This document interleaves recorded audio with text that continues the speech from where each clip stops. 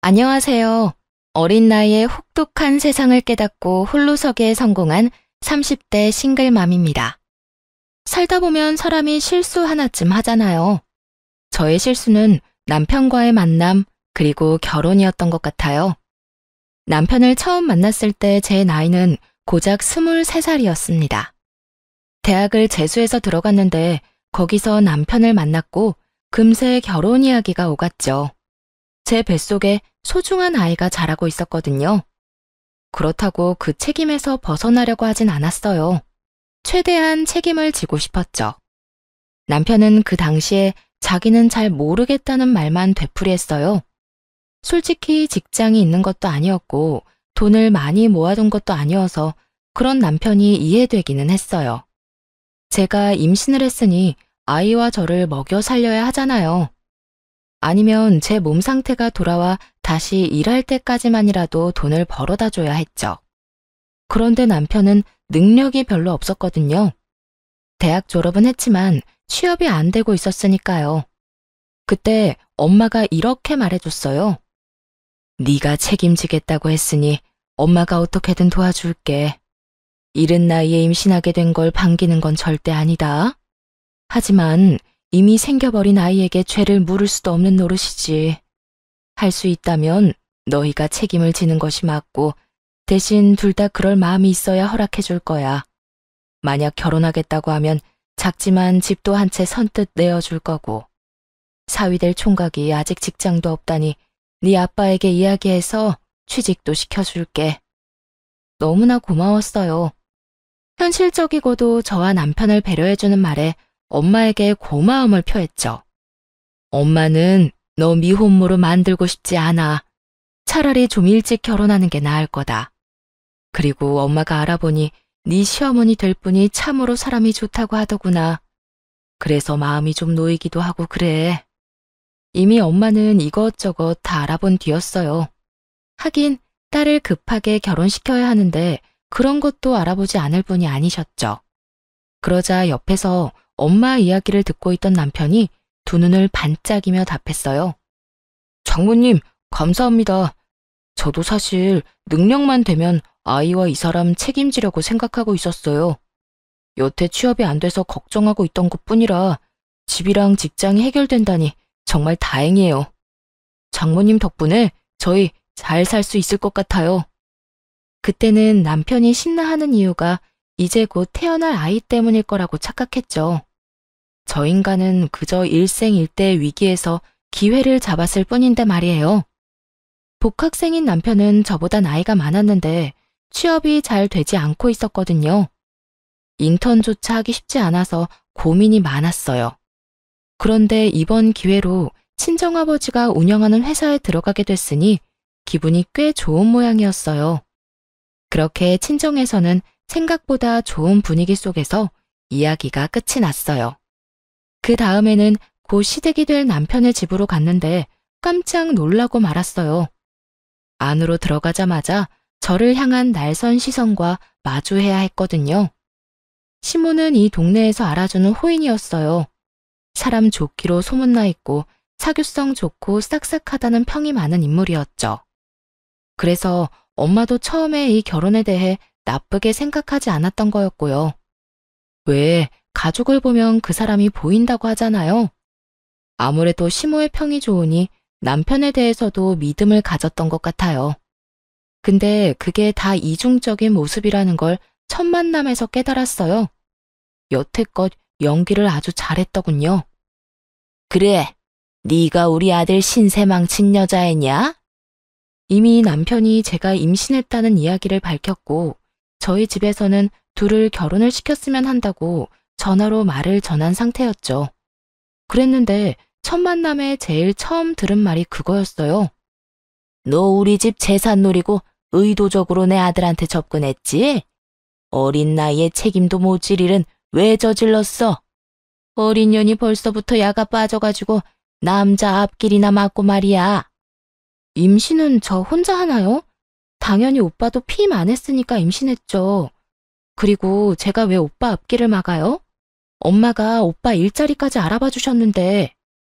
야, 이 맹랑한 것 좀 봐라. 그래, 이 정도로 당돌한 성격이니 우리 아들이 못 당했겠지. 일자리까지 알아봐주는 거 보면 뻔하지. 앞길 창창한 우리 아들 지금이라도 찜해놓고 싶다 이거잖아. 아무리 제 자식이 잘나 보인다지만 너무 웃기지 않나요? 변변찮은 대학 나와 취직도 못하고 있는 남편이었는데 말이에요. 앞길이 창창했으면 알아서 좋은 직장 찾아갔겠죠. 엄마, 왜 이래? 장모님이 집도 해주시고 나 취업도 시켜주신대. 이 근처에 있는 곳인데 장인어른이 하시는 회사야. 넌 배알도 없어? 벌써부터 장모님 장인어른 아주 혼자 난리가 났네. 그리고 그건 당연한 거 아니냐? 우리 아들 데려가려면 그 정도는 해줘야지. 우리 쪽 요구사항은 너희가 살 집 공동명의로 해달라는 거다. 그거 아니면 우리는 이 결혼 허락 못해. 공동명의요? 생각지 못한 요구에 당황스러웠어요. 엄마가 집을 해주겠다고 했을 때 어떤 집인지 이야기해주지 않았거든요. 그래서 저도 친정엄마에게 물어봐야 했어요. 전화를 해서 바꿔드리니 스피커폰으로 연결한 시모가 이렇게 말하더군요. 네, 들으셔서 알겠지만 우리 쪽이 한참 치고 들어가는 결혼이에요. 당연히 우리가 원하는 건 받아야 한다고 생각하고요. 그 집 공동명의로 안 해주시면 저는 이 결혼 안 시킬 겁니다. 그래도 돈 한 푼 안 내고 집은 가져가는 건 좀 그렇네요. 그러면 돈을 반만 내시겠어요? 저희가 주려는 집은 제 명의로 된 20평대 아파트예요. 이 근처에 있는 아파트인데 연식은 좀 됐지만 리모델링 싹 해서 깨끗하고요. 세입자 곧 나가면 다시 수리해서 쓸 예정이거든요. 아파트 금액에 리모델링 수리비까지 합하면 6억은 되는데 3억만 주세요. 그러면 공동명의 해드릴게요.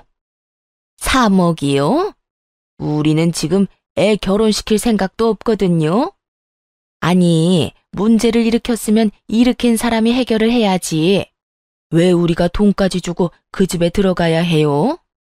돈 주고 들어오라고 한 적 없고 제 명의 집에 들어와 살라고 했잖아요. 이제 와서 공동명의니 엉뚱한 소리 하신 건 그쪽이고요.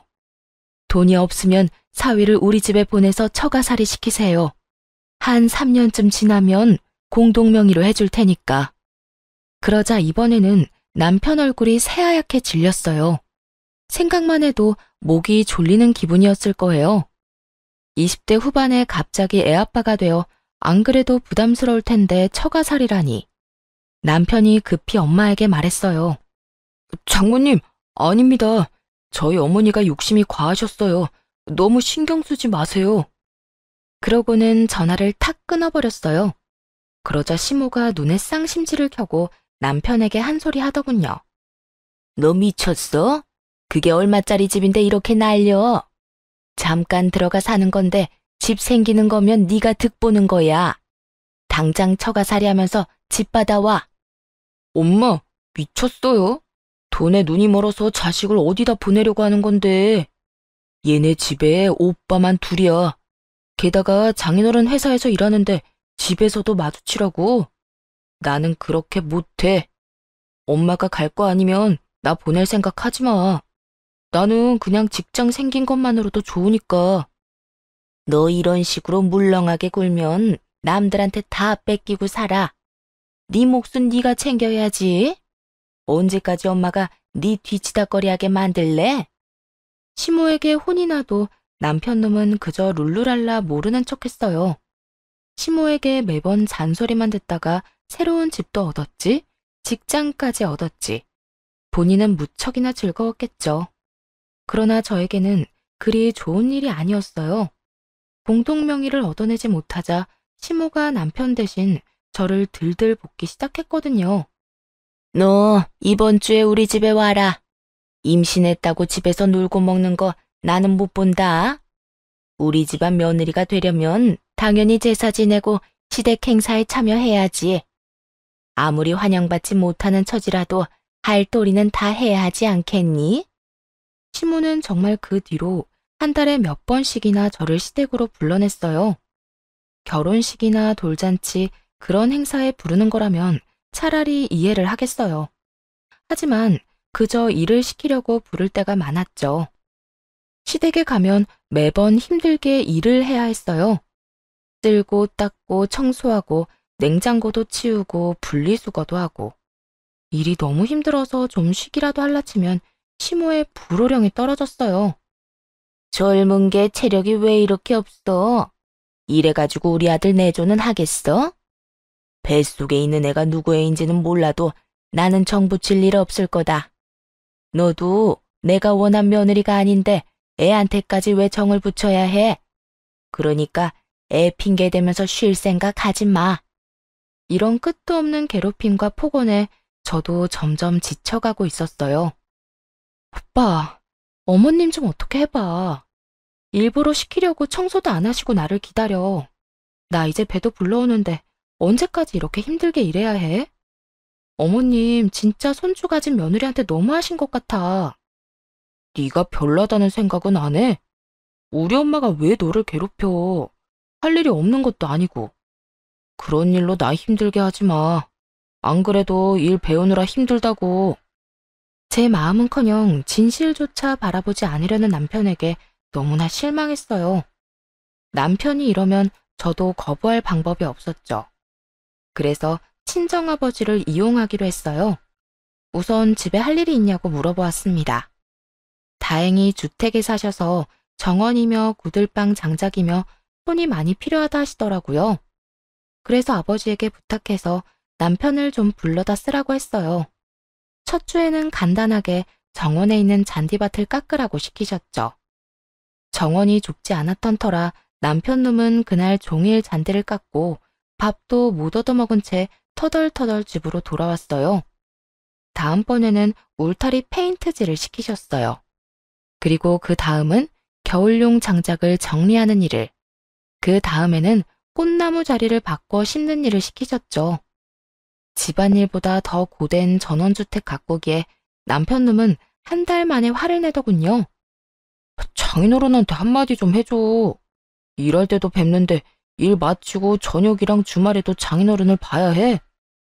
그리고 매번 사람 불러다가 일부러 냅다 시키시는데 진짜 죽기 일보 직전이야. 설마 장인어른이 일부러 나 괴롭히시는 거 아니야? 그래서 기분이 별로야? 별로? 별로이기만 하겠어? 진짜 개떡 같아. 나도 좀 쉬는 날이 있어야 할 거 아니야. 매번 불러다 쓸데없는 일만 시키시고. 그게 내 기분이야. 뭐라고? 당신 어머니가 그런 식으로 나한테 일 시킨다고. 이제 좀 내가 어떤 기분인지 느낌이 와? 설마 네가 장인어른한테 일 시키라고 했어? 아니, 나는 어머님이 나한테 어떻게 하시는지만 알려드렸어. 그 말을 듣고서는 남편 얼굴이 죽상이 되더군요. 그제야 감이 왔던 거죠. 시모 때문에 자기가 지금 죽도록 고생했다는 걸요. 그리고 제 기분도 알아챘을 거고요. 한숨을 푹 쉰 남편이 시모에게 전화를 걸었어요. 엄마, 임산부를 마음대로 불러다가 일 시키는 사람이 어딨어. 당장 그만둬요. 쓸데없는 일에 부르지 말라고. 누가 쓸데없는 일에 부른대?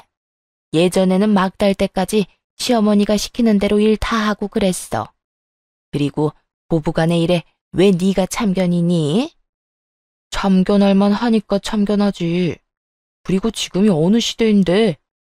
요즘에 임신한 며느리 그런 식으로 굴리면 뉴스 일면 장식할지도 몰라요. 그러니까 앞으로 와이프 함부로 부르지 마요. 부를 거면 나한테 허락 맡든가. 내가 며느리 부르는데 왜 네 허락을 맡아야 해?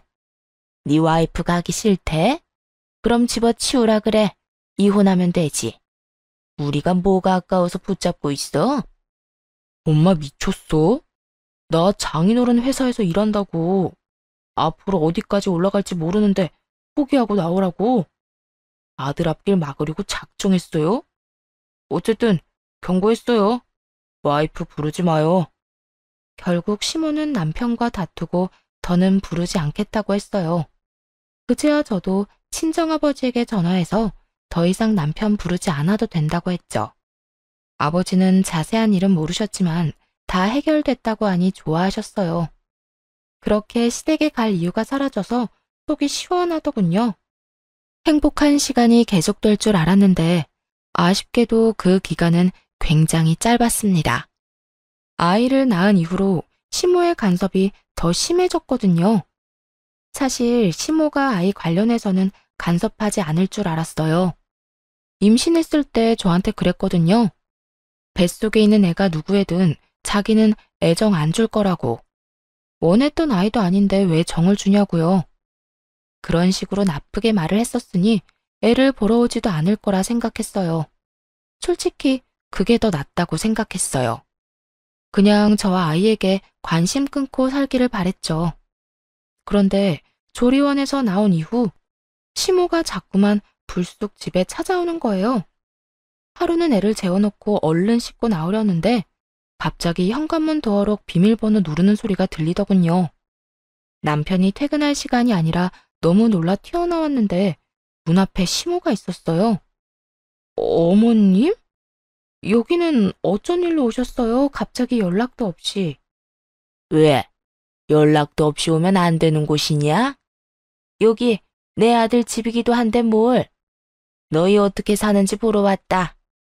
애 낳았다고 설마 우리 아들 밥도 안 먹여 보내는 건 아니지? 네가 낳은 아비 모를 그 애보다 우리 아들이 나한테는 더 소중해. 그러면서 시모는 냉장고를 뒤지기 시작하더군요. 정말 너무 현실감 없는 모습이었어요. 목욕하고 나와 옷도 제대로 입지 못한 저, 안방에서 자지러지게 울고 있는 아이. 그 와중에 시모가 한숨 섞인 목소리로 소리쳤어요. 내 이럴 줄 알았다. 집에 반찬이라고는 마른 반찬뿐이네. 음식을 든든히 먹여야지. 넌 네 엄마한테 그런 것도 못 배웠니? 아니면 그저 네 자식한테만 신경 쓰라고 배웠어? 정말 하나같이 마음에 안 드는 집구석이야. 어이가 없어서 울고 있는 애를 달래며 시모를 멍하니 쳐다봤어요. 시모는 아랑곳하지 않고 세탁기까지 뒤지고 오더니 저한테 소리를 빽 질렀어요. 집에서 쳐놀면서 집안일도 안 하고 세탁물이 다 밀려 있잖아. 도대체 이게 며칠치 밀린 거야? 넌 우리 아들 빨래보다 네 자식 빨래가 소중해? 너 같은 것 때문에 우리 아들이 손해보는 거야. 네 엄마가 나한테 따박따박 따질 때부터 내가 알아봤어. 그 나물에 그 밥이지. 목소리가 커서 남자를 아주 잡게 생겼더니 네가 아주 똑같이 하는구나. 어머님, 갑자기 집에 오셔서 이러시는 거 너무하는 거 아닌가요? 지금 애 아빠 출근하고 1시간도 안 지났어요. 집안일은 나중에 제가 다 알아서 할 거예요. 그리고 식사도 다 챙겼고요. 뭐가 그렇게 못마땅하세요? 이게 지금 집에 갑자기 찾아와서 이렇게 소리치고 화낼 만큼 중요한 일이에요? 남편이 무슨 어린애예요? 자기 앞가림 못하는 꼬맹이냐고요. 그리고 다 큰 남편보다 아무것도 혼자서 못하는 어린애가 더 중요한 건 당연하죠. 대체 왜 여기 오셔서 사람 혼을 이렇게 쏙 빼놔요? 큰맘 먹고 대꾸했더니 오히려 시모가 더 큰 소리로 화를 내더군요. 네가 감히 나한테 두 눈 똑바로 뜨고 달려들어? 왜 왔냐고? 네가 애 낳고 시댁에 와보지도 않으니 내가 온 거 아니냐? 애 키우는 게 유세야? 망할 것 같으니라고. 옛날 같으면 넌 당장 소박 맞고 쫓겨났어. 어디 시어미한테 두 눈 똑바로 뜨고 말대꾸야? 결혼시켜준 것만으로도 감지덕지하지는 못할 망정 아예 이 시어머니를 꽂아놓은 보리자루 취급을 해? 사람들이 뭐라고 수군대는 줄 알아? 며느리가 못돼 먹어서 애 낳고 시댁에 얼굴 한번 안 비춘다고 난리더라. 내가 그런 소리 듣고 가만히 있을 수가 있어야지. 며느리가 제 노릇을 못하면 혼을 내서 고쳐줘야지 별 수 있어. 마음에 안 든다 말은 했지만 이렇게까지 별로였던 적도 없어. 이쁜 구석이라고는 눈꼽만큼도 없으니 집안에 여자 하나 잘못 들였다가 내가 이게 무슨 고생이야? 고생은 지금 어머님이 사서 하고 계시네요. 여태까지 했던 것처럼 관심 끊고 사세요. 남들이 뭐라고 하건 저희 애한테 정 안 주신다면서요. 계속 그렇게 사시지 뭐 하러 와서 짜증만 내시는 거예요? 당장 나가세요. 애 우는 거 안 보여요? 그러자 시모가 아주 벼르고 있었다는 듯 말했어요. 네가 시댁에 올 때까지 이럴 거야. 네가 이기나 내가 이기나 어디 한번 해보자. 그 뒤로 시모는 매번 현관문을 열고 집에 들어왔어요. 비밀번호를 바꿔도 남편이 알려주는 바람에 소용도 없었죠. 그런 시모 때문에 정신과까지 다닐 정도로 정신이 피폐해지고 있었어요. 그런데도 남편은 남편대로 매일 저녁 화만 내기 일쑤였고요. 너희 아버지 회사 진짜 너무한 거 아니야? 어떻게 융통성이라고는 조금도 없어. 사실 친오빠도 남편과 비슷한 하소연을 하긴 했는데요. 친오빠는 남편 일머리가 없어도 너무 없다고 말했고, 남편은 회사가 너무 빡빡하다고 끊임없이 투덜거렸죠. 회사에서 맨날 깨지고 오던 남편은 결국 퇴사 이야기까지 꺼내더군요. 욕 같은 회사. 나가고 싶어도 너 때문에 못 나가. 진짜 열받아 죽겠어. 오빠가 일 못하는 게 왜 내 탓이야? 회사 들어갈 때 오빠 뭐라고 했어? 나한테 고맙다고 잘하겠다고 했지. 밥을 다 차려줬는데 내가 떠다 먹여주기까지 해야 해? 알아서 인정받을 행동을 좀 해. 매번 바보 같은 짓 하다가 걸려서 혼나지 말고.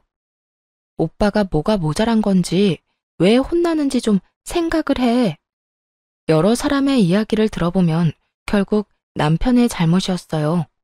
아직 미숙하다고 커버해주는 것도 한계가 있었고요. 입사한 지 1년이 넘었는데 여전히 미숙하다면 그건 일을 못하는 거죠. 남편과 싸우는데 순간 이 생각이 들더군요. 아이를 아빠 없이 크게 하기 싫어서 이 혼인을 유지하는데 남편 놈과 시모의 행동을 지켜보니 그게 중요한 게 아닌 것 같다고요. 아이가 얼마나 큰 사랑을 받는지가 더 중요한 거라고요. 굳이 이런 결혼 생활을 유지해서 아이에게 스트레스를 줄 필요가 있겠나 싶더라고요. 그때 이혼에 대한 결심이 섰어요.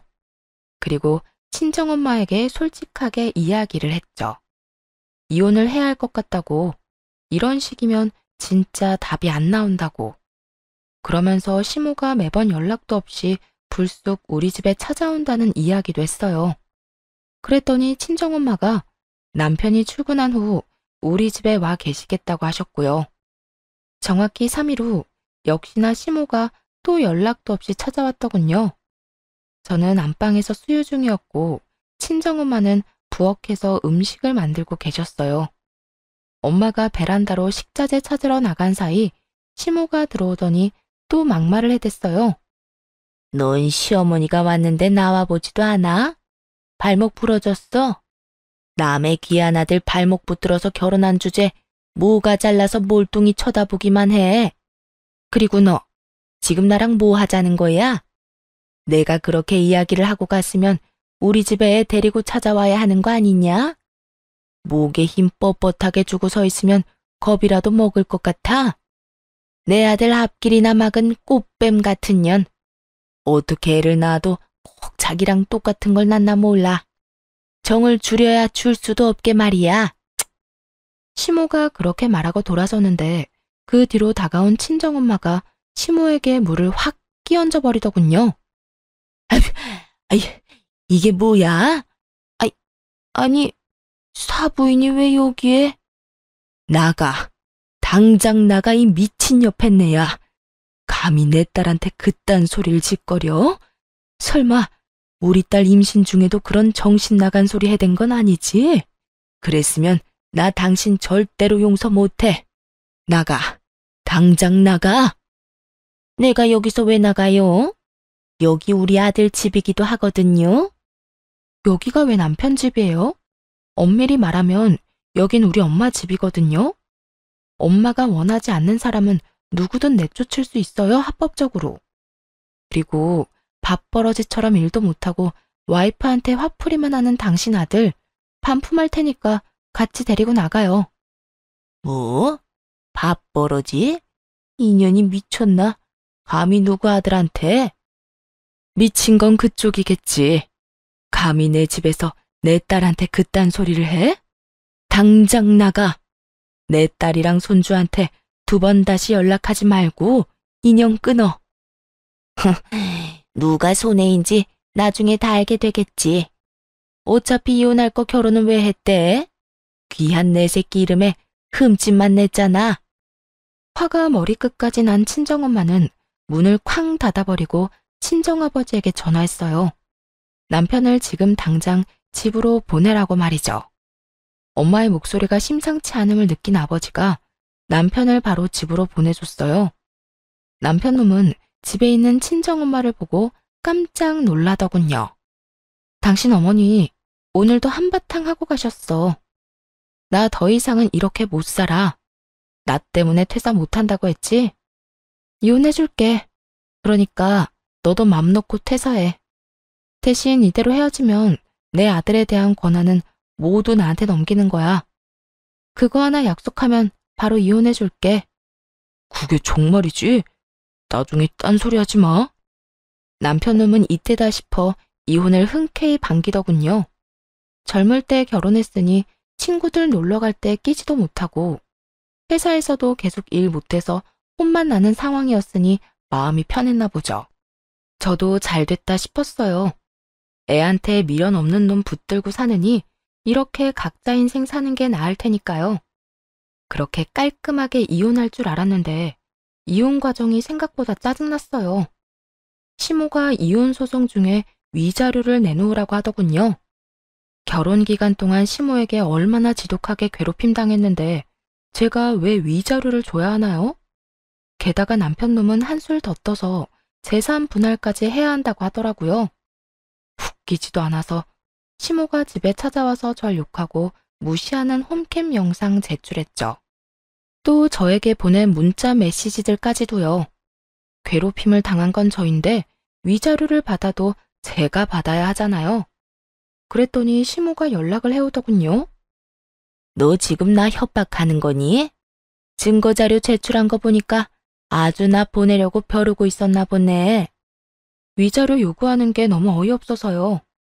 그리고 아주머니가 한 짓은 아주머니가 잘 알 거 아니에요. 앞으로 또 위자료나 재산 분할 같은 정신 나간 소리 하면 그냥 안 넘어가요. 그거 원본도 다 따로 있어요. 친목 모임도 많이 다니시던데 다른 사람들이 알면 어떻게 될까요? 아주머니랑 다시는 상종 안 할지도 모르죠. 그러자 시모가 욕을 푸짐하게 한판 하더니 전화를 뚝 끊어버렸어요. 더 이상 위자료나 재산 분할 이야기도 없었죠. 그 증거들 덕분에 저는 위자료를 받을 수 있었어요. 시모에게 위자료를 청구해뒀었거든요.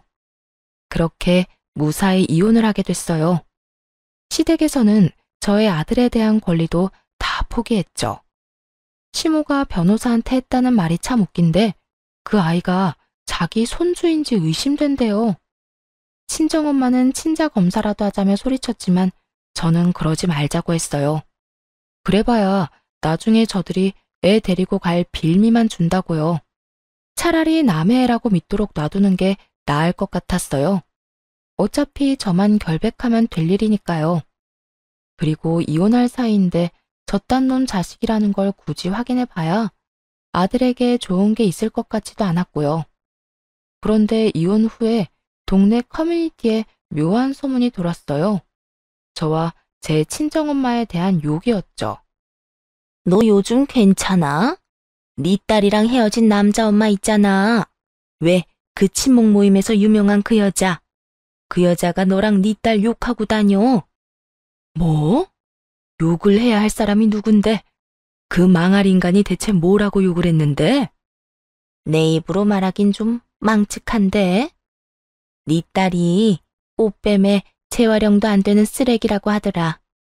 잘 나가는 자기 아들 속여서 결혼해놓고 나중에 버렸다고 한다니까? 자기 아들이 아주 순진한 피해자래. 난 너한테 들어서 알잖아. 그 사람이 네 딸을 어떻게 대했는지. 근데 모르는 사람들은 거기에 동조돼서 너랑 네 딸 욕을 하고. 이야기를 듣는 순간 친정엄마의 인내심이 한계에 달했어요. 그래서 그 길로 변호사를 찾아가 전 시모를 명예훼손으로 고발하셨죠. 불특정 다수에게 대놓고 저와 엄마의 실명을 거론하며 명예를 훼손했다고요. 그리고 수소문에서 전 시모가 다니는 친목회의 회장들 전화번호를 다 알아냈고 그 사람들에게 영상과 문자 내용을 보냈어요. 전 시모가 저한테 막말하고 욕한 영상과 문자들 있잖아요. 그러면서 전 시모가 하는 말은 진실이 아니고 우리가 당한 쪽이라고 말했어요. 다른 사람들에게도 이 내용을 알려 진실을 바로잡으려고 말이죠. 그러자 한 친목회 회장이 연락을 해오더라고요. 양쪽의 입장이 너무 달라서 어떻게 하기 힘드니 와서 직접 이야기하라면서요. 친정엄마는 잘 됐다 싶어 모임 사람들이 있는 곳으로 갔어요. 거기서도 전 시모는 저와 엄마 욕을 연락에 하고 있더군요. 엄마가 말없이 가서 냅다 동영상부터 트셨죠. 볼륨을 최고로 해서 말이에요. 전 시모의 모습, 말투, 목소리가 고스란히 나타나니 모두가 당황한 눈치였어요. 전 시모가 영상을 끄려고 달려드는데 엄마가 그런 시모 머리채를 잡고 소리쳤어요. 어린애 꼬드겨서 임신시킨 천하의 나쁜 놈이 네 아들이잖아. 괘씸한 놈. 집도 마련해주고 취업까지 시켜줬는데 은혜를 원수로 갚아? 아들을 그딴 쓰레기로 키웠으면 적어도 남 욕하고 다니지는 말아야지. 그런 쓰레기 엄마인 너도 똑같은 쓰레기야. 알아? 재활용 안 되는 쓰레기? 그거야말로 네 이야기겠지. 꽃뱀? 내 딸 꼬셔서 집이랑 직장까지 다 가져간 네 제비새끼 아들놈 이야기겠지. 내 딸이 얻은 거라곤 정신적인 충격이랑 이혼녀 타이틀 뿐이야. 며느리를 쥐잡듯이 잡아서 정신과까지 가도록 만들고 뒤에서 이렇게 또 수군거려? 오늘 잘 만났다. 내가 이 옆에 내 정신머리를 뜯어 고쳐버릴 테니까. 순식간에 모임 장소는 아수라장이 됐죠. 전 시모가 한 짓이 다 들통나자 모임 사람들이 너나 할 것 없이 욕하더군요. 어머, 저런 말을 해놓고 자기가 피해자라면서 하소연한 거예요? 소름 끼친다 정말. 회장님, 저런 사람을 우리 친목회에 넣어줘야 해요? 같은 모임에 있다는 것만으로도 우리까지 같은 취급당할 수도 있어요. 맞아요. 어떻게 어린 며느리 데려다가 저런 막말을 하고. 나도 딸 키우는 입장인데 저건 아니지. 게다가 여자 쪽이 집도 해주고 남자 직장까지 해결해줬으면 잘해보자는 뜻이었을 텐데. 정말 은혜를 원수로 갚았네. 이래서 사람 속은 아무도 모르는 거라니까. 그렇게 사람 좋은 척 하더니 봐. 영상 없었으면 나는 못 믿을 뻔했어. 그 친목회를 시작으로 동네 커뮤니티에서 전 시모는 퇴출되기에 이르렀고 사람들의 꾸짖음과 쓴소리에 충격받아 밖에 못 나간다는 이야기를 들었어요. 결국 사람들 눈길을 참다 못했는지 나중에는 이사까지 갔다고 하더라고요. 그렇게 엄마가 나서주신 덕분에 모양새는 좀 그랬지만 명예는 지킬 수 있었어요. 잘못했으면 꽃뱀의 진짜 쓰레기 같은 인간이 될 뻔했잖아요. 나쁜 쪽이 누군지 밝혀졌으니 저와 엄마는 다른 이들의 동정과 안쓰러움을 샀죠. 그런데 그게 끝이 아니더라고요. 전 남편까지도 대학 친구들한테 제 욕을 하고 다니더군요. 그 어머니의 그 아들이라더니 어쩜 하는 짓이 이렇게 똑같은지. 제 친구가 하는 말이 전 남편이 이렇게 이야기하고 다녔답니다. 걔가 입사시켜준다고 엄청 생색내는데 들어가 보니 별것도 없더라고. 그런데 일은 또 얼마나 힘들게 시키는지. 그래놓고 이혼하자니까 강제로 퇴사시키는 거 있지? 야, 아무리 가족 경영이라고는 해도 이게 맞냐? 그 이야기 전해 들은 오빠가 전 남편을 직접 찾아가서 대놓고 말했대요. 마누라 덕에 일 못하는 거 취직시켜줬더니 사고만 치고 은혜를 원수로 갚은 놈이 할 말이 그렇게 많아? 오냐, 꼬우면 실력으로 어디 더 좋은 데 입사해봐. 네가 인턴 기간도 다 못 채우고 해고당한다는데 내 손가락을 건다. 이 정신 나간 놈아, 앞으로 헛소리하는 거 또 들리기만 해라. 그렇게 된통 혼나고 전 남편 놈도 전 시모처럼 잠잠해졌죠. 이사를 간 전 시모 따라 전 남편 놈도 생활권이 옮겨졌는지 한동안 아주 조용하더군요. 이혼 후 처음으로 평온함을 맛봤어요. 살고 있던 신혼집을 엄마께 반납하고 친정집에 다시 들어가서 살았죠. 아이를 키우면서 부모님 도움도 많이 받았고 아버지 도움으로 대학까지 무사히 졸업할 수 있었고요. 졸업 후에는 아버지 회사에 입사해서 일하며 진짜 열심히 살았어요. 애 키우며 돈도 벌고 부모님한테 효도도 하고 신세도 지고. 그런데 일한 지 3년쯤 되었을 때였나? 정말 뜬금없는 손님이 찾아왔어요. 바로 전 시모와 전 남편이었어요. 사무실에 앉아있던 저를 알아본 전 시모가 갑자기 다가와 친근한 척 말을 걸더군요. 어머, 오랜만에 보네. 이제 여기서 일하는 거야? 하긴 네 아버지 회사니까 이렇게 잘 된 거 보니 많이 아깝네. 근데 우리가 남은 아니지 않니? 내 손주 키우고 있으니 내 며느리지 뭐. 그 헛소리를 듣는데 어이가 없었어요. 급히 핸드폰으로 친정아버지와 오빠를 불렀죠. 전 시모는 그런 줄도 모르고 뒤에 서 있던 전 남편을 데려와 제 앞에 세우더군요. 인사 좀 해. 그렇게 몰뚱하게 남처럼 서서 보지 말고. 너는 어떻게 된 애가 편한 게 하나도 없니?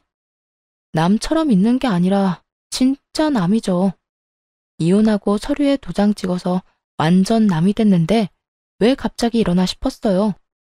그때 전 시모가 회사를 찾아온 진짜 이유를 말하더군요. 사실 내가 부탁할 게 하나 있어. 우리 아들이 이 회사에서 일한 적 있잖아. 부부였던 정도 있는데 다시 취직 좀 시켜주면 안 되겠니? 옛날에 맡았던 그런 직책 말고 좀 더 좋은 거 있잖아. 나이도 작고 얘도 보는 눈이 있는데 네가 한번 잘 알아봐줘, 응? 정말 어이가 없더군요. 얼굴에 철판을 깔았나. 어떻게 그 난리를 쳐서 이혼한 며느리한테 와서 이런 부탁을 하는 건지 아무리 생각해봐도 이해가 안 가더라고요. 사실 전 남편이 일을 못 구하고 있다는 소식은 친구들을 통해 듣기는 했어요. 딱히 특별한 일도 아니었죠. 아버지 회사의 얘기만 들어도 얼마나 일을 못했는지 알 정도였으니까요. 배운다고 해결될 게 아니라 그건 마음의 문제였어요. 잘못된 점이 있으면 그걸 반성하고 고쳐야겠다는 생각을 해야 하는데 자기가 잘못됐다고 생각하지 않으니 반성은커녕 고칠 생각도 안 하는 거죠. 그러다 또 똑같은 미스가 생기고 또 똑같이 혼나고 아버지 회사가 아닌 다른 곳에서는 뭐 달랐겠어요? 똑같았겠지. 안에서 샜던 바가지가 밖에서 안 셀 리가 없잖아요. 물론 이제 더 이상 저와 관련 있는 바가지는 아니지만 어쨌든 그런 이유로 전 남편이 매번 직장에서 잘린다는 이야기를 들었고 친오빠의 말대로 인턴 기간을 다 채우기도 힘들다더군요. 근처 괜찮은 회사에는 이제 지원도 못하고 일용직만 전전하다가 결국은 전 와이프가 있는 회사까지 또 오게 된 거였어요. 남은 정이라도 한번 기대어 볼 요량으로 말이죠. 시모도 그제야 깨달은 것처럼 보이더라고요. 자기 눈에는 차고 넘칠 만큼 자랑스러운 아들이 사실 일 하나 제대로 못하고 매번 잘리기만 하는 반편이라는 걸. 솔직히 좋다고 얼른 떠나간 놈이 다시 제 발로 여길 찾아올 줄 상상이나 했겠어요? 진짜로 우리 회사에서 일할 생각이야? 너 이혼할 때 어떻게 했어? 퇴사시킨다고 했더니 좋다고 하고 나갔지? 근데 다시 여길 들어오겠다고? 그거 네 생각 아니고 너희 어머니 생각이지? 어머 얘, 무슨 그런 소리를 하니? 아니야. 얘도 당연히 너희 아버지 회사가 좋았다고 했지. 그리고 회사에서 문제 있어서 잘린 것도 아니거든. 너희 이혼하면서 퇴사한 거지. 딱 봐도 시모가 추진한 일이었어요. 하지만 전 남편도 별다른 뾰족한 수가 없으니 끌려온 거겠죠. 우리가 이혼을 해서 퇴사한 게 아니죠. 일을 너무 못해서 겨우겨우 결혼으로 잡아둔 인간이 제 발로 그만뒀는데 어떻게 회사에 다시 넣어줘요? 웃기지도 않아 정말? 이미 이혼했고 우리 남남이니까 솔직히 더 이상 엮이고 싶은 마음 없어요. 실수로라도 여기에 저 인간을 다시 넣어주는 일은 없을 테니까 그렇게 하세요. 이제 겨우 살만한데 얼굴 들이밀어서 과거 떠오르게 하지 말고 그냥 가시라고요. 온몸을 부들부들 떨며 이 뻔뻔한 모자에게 빽 소리를 질렀어요. 그 와중에도 전 남편은 달래려는 건지 잘 보이려는 건지 슬쩍 다가오며 이러더군요. 자기야, 너무 그러지 말고 우리 아이를 생각해. 애가 이제 많이 컸지? 슬슬 아빠 찾을 나이인데. 아빠 빈자리가 얼마나 크겠어. 아들 생각해서라도 다시 잘해볼 생각 없어? 나는 요즘 우리의 생각이 많이 나. 전 남편의 그 얘기에 포웃음을 칠 수밖에 없었어요. 이혼하고 애 한 번 만나러 오지도 않은 인간이 할 말은 아니지. 네가 진짜 애를 생각했으면 몇 번은 찾아왔어야 되는 거 아니야? 적어도 한 번은 찾아왔었어야지. 근데 너 이혼하고 나가서 뒤도 안 돌아보더라. 하긴 오히려 그래서 편했어. 네가 내 새끼한테 정 없는 거 확실히 알게 돼서 나도 너한테 정 떼기 참 쉬웠거든. 어머, 오해하지 마. 우리 아들이 손주 안 보고 싶어 한 거 아니야. 이혼했는데 만나서 좋을 거 뭐 있니? 다 참은 거지. 미련하게 보일지 몰라도 우리 아들 순정파야. 너 못 잊어서 여태 다른 사람도 안 만나고. 안 만난 게 아니라 못 만난 거겠죠. 그 나이 먹고 일자리 없이 빈둥거리는데 어떤 여자가 좋아하겠어요? 개소리를 참 돌려서 잘도 말하네요. 그런다고 당신 아들이 좋은 사람으로 포장될 것처럼 보이나 본데 그거 착각이에요. 당신 아들이야말로 최악 중에 최악인 인간이죠. 일은 못하는 주제에 눈만 높아서 가리는 것만 많고 자기의 책임지지도 않은 채 다 때려치우고 떨어져 나간 등신 같은 인간. 와이프가 자기 어머니한테 무슨 막말 듣는지 하나부터 열까지 다 알고 있었으면서 도와주기는커녕 자기 연민에만 빠져서 마누라 정신과나 다니게 만든 놈. 그런 쓰레기가 네 자식이라고. 야, 너 말이 너무 심하잖아. 아무리 이혼했다고 해도 어떻게 사람을 그런 식으로 말해? 이혼을 해서 그렇게 말한 게 아니라 네가 진짜 그딴 인간인 게 문제야. 그런 주제에 감히 내 아이 이야기를 꺼내? 네 어머니가 한 말 기억 안 나? 누구인지도 모르는 애라잖아.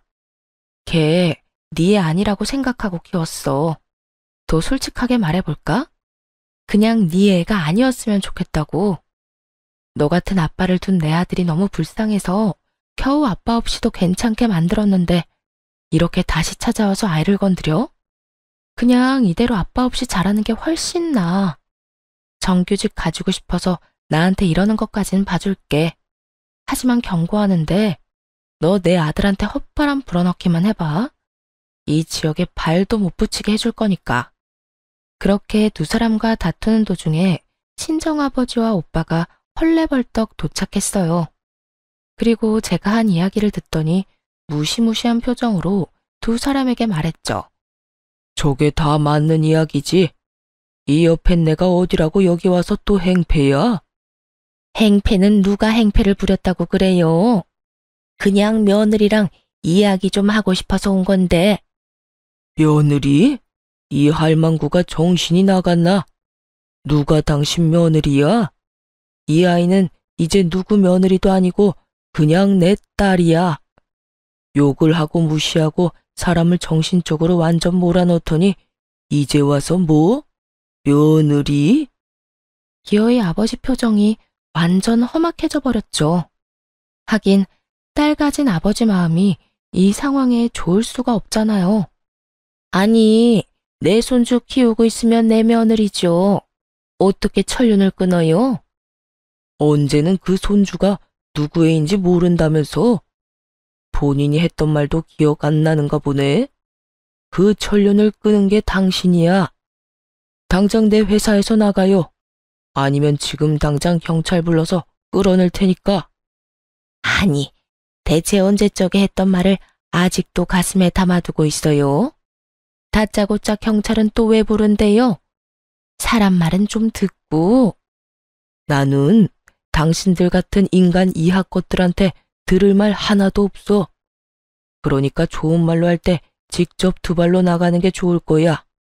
내 딸 눈에 피눈물 나게 만든 놈들 곱게 보내주는 것만 해도 잘 참고 있는 거니까 할망구가 아끼는 저 자식 다리 몽둥이를 부러뜨리기 전에 당장 꺼지라고.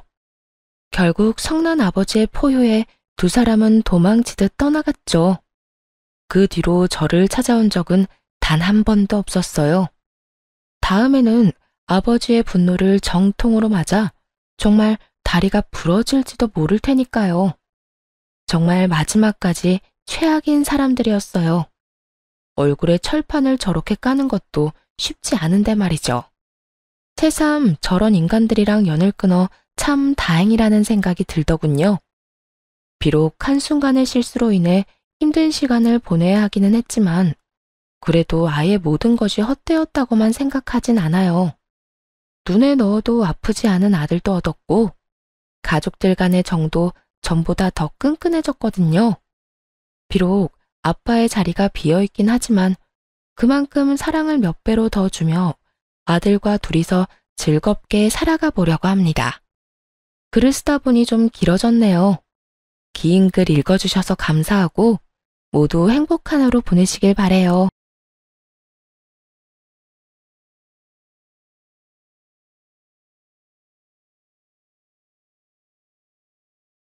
안녕하세요.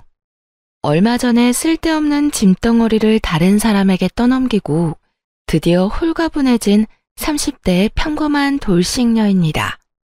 결혼을 하고서 마냥 행복하게만 사는 여자는 아마 없을 거라고 생각해요. 알게 모르게 가지고 있는 비밀도 있을 것이고 숨기고 싶은 것도 있을 수 있죠.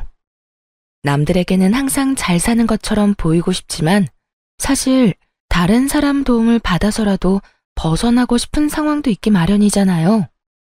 저는 친정의 도움을 통해 정신 나간 집구석에서 탈출할 수 있었던 사람이에요. 그리고 그런 제 탈출 과정을 다른 분들과도 나누고자 이렇게 사연글을 쓰고 있죠.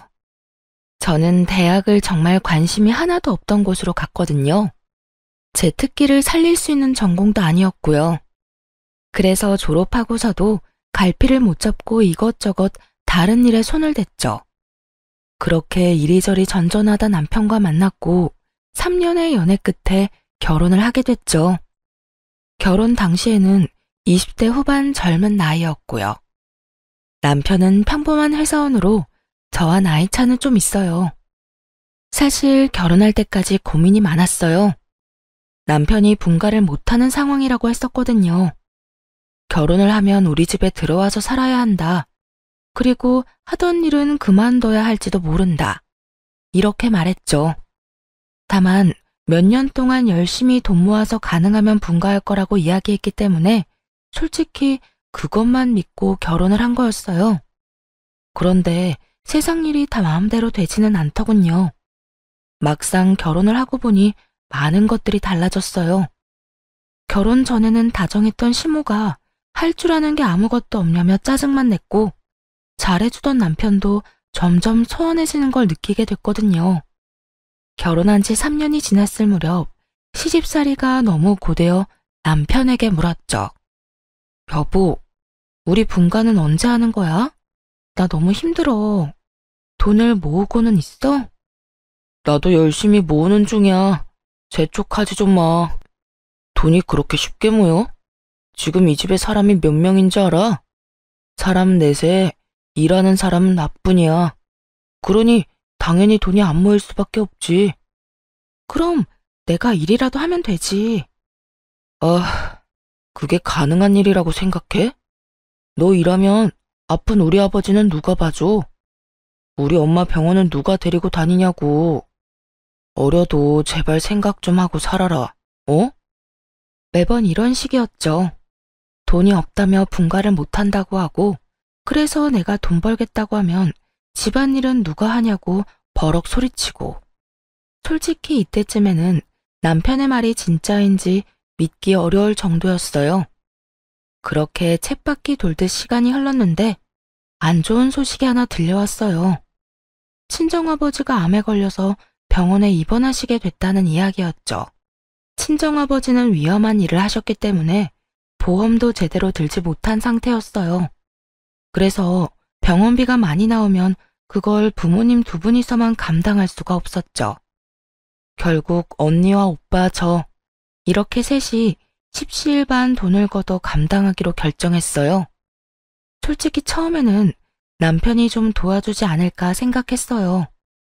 제가 내야 할 금액이 30만 원 정도였고 그간 친정의 명절 제외하고 용돈을 따로 드린 적도 없었으니까요. 그런데 시모에게는 매달 40만 원씩 용돈을 드리고 생활비도 따로 드렸거든요. 그래서 저녁 식사 시간에 남편에게 넌지시 이야기를 꺼냈어요. 여보, 우리 아버지 암으로 병원에 입원하셨어. 그런데 병원비 감당이 안 돼서 언니, 오빠, 나 이렇게 셋이서 나눠내기로 했거든. 30만 원씩 내기로 했는데 그 돈 좀 부탁해도 될까? 30만 원? 그렇게 큰 돈을 갑자기 어떻게 빼? 그리고 넌 돈 벌지도 않으면 쓰는 건 쉽지? 어떻게 내 사정 하나도 고려 안 하고 그런 이야기를 할 수 있어? 돈 버는 게 그렇게 쉬워 보여? 그리고 나한테 무슨 돈 맡겨놨어? 정말 한심스럽고 차가운 말이었어요. 일을 안 하겠다고 한 것도 아닌데 놀면서 돈도 안 버는 사람처럼 몰아가더군요. 그렇게 말하는 남편 놈을 보며 오랜만에 화가 확 치밀었죠. 그런데 옆에 있던 시모가 더 짜증나는 말을 하더군요. 아이고, 돈 한 푼 안 버는 식충이가 무슨 돈을 달래? 너 돈도 안 벌면서 돈 쓸 궁리만 하는 버러지니? 네 아버지 병원비는 병원비고 우리 아들이 번 돈은 우리 아들 거지. 왜 네가 우리 아들한테 돈을 달라 말라야? 어머님, 저 결혼 전에 일하고 있었어요. 돈 벌고 있었다고요. 그런데 일 못하게 하고 집안일 시키고 아버님 수발만 들도록 만든 게 누군데? 어머님이랑 당신이잖아. 해달라는 대로 했으면 내가 원하는 것도 들어줘야지. 먹여주고 재워주는데 그런 일도 안 하면 그게 사람이야? 그리고 네가 일해봐야 얼마나 벌어? 하반끈도 짧은 게 모작 200만 원 벌어왔으면서 그걸로 유세는? 그 돈 버느니 우리 집에서 일하고 수발대는 게 훨씬 낫지. 그게 왜 훨씬 나아요. 지금 아버지가 아픈데 돈 한 푼도 못 받는 신세인데. 그리고 제가 집안일에 수발만 들어요? 아가씨는 어떻고요? 매번 집에 와서 애나 보라고 시키고 자기는 놀러 나가고 나갔다 오면 자기는 손이 없나 발이 없나 반말로 물이나 가져오라고 소리나 치고 두 눈 부릅뜨고 더럽다며 청소나 하라고 시켜먹기나 하고 제가 며느리이긴 해요. 이게 식모살이지 요즘 어떤 며느리가 이렇게 살아요. 더 이상은 못하겠어요. 나도 이제 일하러 나갈 거예요. 무슨 말을 해도 너 왜 우리가 괴롭힌 것처럼 말을 해? 그런 건 다 며느리가 하는 일이야. 싫다고 피해갈 수 있는 것도 아니고. 그게 고가오면 결혼을 하지 말았어야지. 요즘에 차라리 결혼하지 말 걸 절실히 후회하고 있거든요. 어쨌든 내일부터 일자리 알아보러 다닐 거니까 그렇게 알고 계세요. 처음으로 그 사람들에게 크게 반항하고 방으로 들어가 취업 준비부터 했어요. 동네 마트에서 캐셔를 하더라도 지금 이 현실보다는 더 낫겠다는 생각이 들었죠. 일했는데도 안 들어주면 강제로라도 일할 생각이었고요. 그때 남편이 들어오더니 코웃음을 치더군요. 내일부터 일자리 알아보러 다닌다고? 그게 그렇게 쉬운 것 같아? 돈 버는 게 쉬운 일 같냐고. 그리고 너 일하면서 집안일하는 게 얼마나 힘든지 모르지? 내가 너를 위해서 다 그렇게 하자고 한 건데 결국 고생길로 걸어 들어가는구나. 굳이 옆에서 이렇게 빈정대더라니까요. 어이가 없었어요. 저까지 일을 하면 당연히 집안일은 둘이서 같이 해야 하는 거죠. 마누라가 돈을 못 벌어서 아픈 장인어른 병원비 줄 돈도 아깝다고 했잖아요. 그러니까 직접 돈을 벌겠다는데 여전히 자기는 집안일을 안 하겠다는 뉘앙스로 완전히 남일 말하듯 이야기하는 걸 들으니 열불이 나더군요. 내가 일 시작하면 당신도 집안일 해야지. 왜 나만 해? 이제 나는 내 선에서 할 수 있는 만큼만 집안일 할 거야. 그리고 공부해서 돈 많이 버는 직장 들어갈 거라고. 다 늙어서 그게 되겠냐? 그리고 난 평생 부엌에 들어가 본 적도 없고 손에 물 묻힌 적도 없어. 그러니까 어차피 다 네 일이 될 거야. 혼자 알아서 잘해봐. 그러고는 태연스레 자기 할 일을 하더군요. 너무나 화가 나고 오기가 생겼어요. 어떻게든 남편 놈보다 더 돈을 잘 버는 직장에 들어가 떵떵거려야겠다고 생각했죠. 하지만 공부를 하려면 시간이 필요했고 학원에 다니려면 돈도 필요했어요. 물론 제게는 둘 다 없었고요. 게다가 그 다음날 학원을 알아보려고 나가려니 시모가 저를 붙잡더군요. 그러고는 아주 비웃으며 말했어요. 네가 할 줄 아는 게 뭐가 있어? 그럴 시간에 집안일이나 꼼꼼하게 해. 너 이렇게 선 넘는 것도 내가 봐주는 거야. 나 오늘 모임에 다녀올 동안 시아버지나 좀 봐드려라. 그러면서 후다닥 놀러 가버리고 또 어느 날은 신호와 함께 사라지고 그러더군요. 제가 아무리 직장을 가지고 싶다고는 하나 이렇게 아무것도 못하는 뇌졸중 환자를 홀로 둘 만큼 나쁜 인간은 아니거든요. 결국 시부 수발드느라 시간을 다 뺏기고 놀다가 늦게 들어온 시모 때문에 열받고 하루하루 그런 나날이 반복되었어요. 결국 이 답답함을 견디지 못하고 친정엄마에게 말했죠. 엄마, 공부하고 하고 싶은데 시댁에서는 도움을 하나도 안 줘. 나더러 네가 뭘 할 수 있겠냐고. 그럴 시간에 시아버지 수발이나 들라고 하는데 진짜 미치고 팔짝 뛰겠어. 게다가 더 열받는 건 시어머니가 매번 시아버지랑 나만 두고 집을 나간다는 거야. 내가 아무 데도 못 가게. 진짜 미치겠어. 에휴, 우리 딸, 네가 고생이 많다. 시집살이라는 게 그렇지. 나는 너 결혼하면서 그 집에 들어가 산다고 했을 때부터 느낌이 별로 안 좋았어. 한번 그렇게 살기 시작하면 분가가 쉽지 않거든. 그 상태가 편해지면 아무도 놓아주려고 하지 않을 테니까. 그러면 엄마가 좀 도와줄까? 네가 아무리 말해도 안 듣는다면 내가 사위한테 이야기하는 방법도 있지. 엄마가?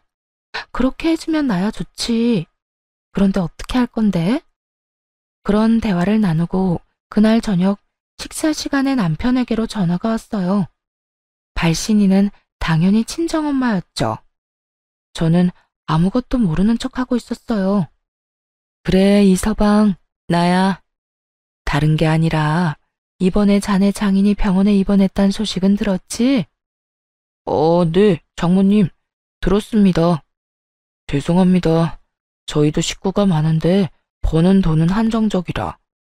병원비는 드리기 어려울 것 같다고 와이프에게 말해두었어요. 자네 형님이랑 처형이 막내만 돈 못 낸 거에 대해 불만이 상당히 많아. 다들 힘든 처지에 그쪽만 유별나게 군다고. 그래서 내가 일을 하겠다고 했어. 나라도 나가서 돈을 벌어야 병원비가 충당이 될 것 같아서. 대신 내가 일하러 가면 자네 장인이 혼자 남게 되거든. 그러니까 그동안만이라도 우리 딸이 아버지 병수발 들도록 해줄 수 있겠나? 그것까지 어렵다고 하면 우리 딸에게 일을 시켜서라도 돈을 받아낼 참이야. 그 이야기를 듣는데 남편놈 미간에 주름이 생기더군요. 돈을 주느냐 마누라의 노동력을 주느냐 자기 나름대로는 참 힘든 결정이었겠죠. 돈을 주면 자기 식구들이 쓸 돈이 부족해질 거고 저를 주면 시댁에서 일할 사람이 없어질 테니까요. 그러면 시모가 싫어할 가능성이 100%였죠. 하지만 장모가 직접 전화를 해서 어쩔 수 없이 자기가 직접 일하러 가겠다고 하며 형님과 처형까지 들먹이니 남편도 답을 안 할 수는 없었어요. 그러면 일하시는 날짜부터 이 사람 보내겠습니다. 아휴, 고맙네. 안 그래도 남편만 두고 이 늙은 몸 이끌고 일하러 가는 게 부담스러웠는데 딸이라도 와서 간병해준다면 나도 마음 놓고 일할 수 있겠어. 그렇게 통화가 마무리되자 남편 놈이 인상을 팍 쓰고는 저한테 그러더군요. 장모님, 언제부터 일하러 가신대? 아마 내일 당장 가신다는 것 같던데. 그럼 내일부터 나 아버지가 입원해 계신 병원에 갈게. 아니, 네가 어딜 가? 너 여기서 네 시아버지 수발 들어야지. 우리 집안일도 해야 하고. 어머니, 당분간은 이 사람 집에 못 있어요. 장인어른이 입원해 계시는데 자식들이 병원비로 30만 원씩 걷자고 했나 봐요. 근데 와이프가 일을 안 하니까 저더러 달라고 했는데 못 준다고 했거든요. 그랬더니 장모님이 일을 하러 가신다네요. 그러면서 장인어른 돌볼 사람 없다고 이 사람 불러서 간병시키시겠대요. 아휴, 그래도 이렇게 갑자기 우리는 준비가 하나도 안 됐는데. 시모가 난색을 표하기는 했지만 결국에는 저를 보내줘야 했어요. 돈을 주지 않을 거면 딸이라도 보내달란 말이 아무래도 남편에게 먹힌 것 같았죠. 그렇게 저는 친정아버지가 계신 병원으로 갔어요. 네 언니랑 오빠가 돈 더 내기로 했어. 너 힘들게 사는 거 다 아는데 괜히 부담 주고 싶지 않다고 하더라. 엄마가 네 압박 병간호할 테니까 너는 하고 싶었던 공부해. 여기서 혼자 공부해도 되고 학원 등록해서 수업을 들어도 좋고. 엄마, 너무 고마워. 진짜 엄마뿐이야. 너무 기뻐서 팔짝팔짝 뛰며 친정엄마를 끌어안고 고마움을 전했어요. 1년이건 2년이건 네 아빠 목숨 붙어있는 동안은 공부할 수 있을 거다. 병원비 안 주려고 결국 너 보낸 거 보니 사위가 앞으로도 돈 줄 생각은 없어 보이더구나. 여기 학원 등록할 때 쓸 돈 넣어놨으니까 이걸로 어서 등록하고 와. 정말 너무 감동적이었어요. 시댁에서 벗어나게 해준 것만으로도 감사한 일인데 학원비까지 마련해 주시다니. 당장 학원에 등록하고 공부를 시작했어요. 원래 공부를 싫어하는 건 아니었던지라 열심히 할 수 있었어요. 게다가 아침 9시부터 저녁 6시까지 병원에 있는다는 핑계로 그 시간을 모두 공부에 쓸 수 있었으니 효율도 쑥쑥 올랐죠. 그렇게 1년 만에 공인중개사 시험에 합격하게 됐어요. 1차, 2차를 한 번에 합격하는 건 물론 쉽지 않은 일이었지만 남편과 시댁을 향한 분노와 오기로 그 어려운 시험을 통과할 수 있었죠. 그렇게 시험에 합격하고 나서 남편과 시모에게 전했어요. 아버지 병간호하며 틈틈이 공부해서 합격했어. 나 공인중개사로 일할 수 있거든. 이제 취업할 생각이야. 미쳤어? 왜 쓸데없는 짓을 하고 그래? 돈 버는 것보다 집안일이 더 중요하다고 했잖아. 너 설마 이러려고 장인어른 병간호하겠다고 했던 거야? 지금 내 인생에 돈 버는 것보다 중요한 건 없어. 우리 아빠 아플 때 나한테 일도 안 한다고 하면서 돈 한 푼 안 준 사람이 누군데? 당신이 내 상황이었어도 그런 식으로 이야기했을까?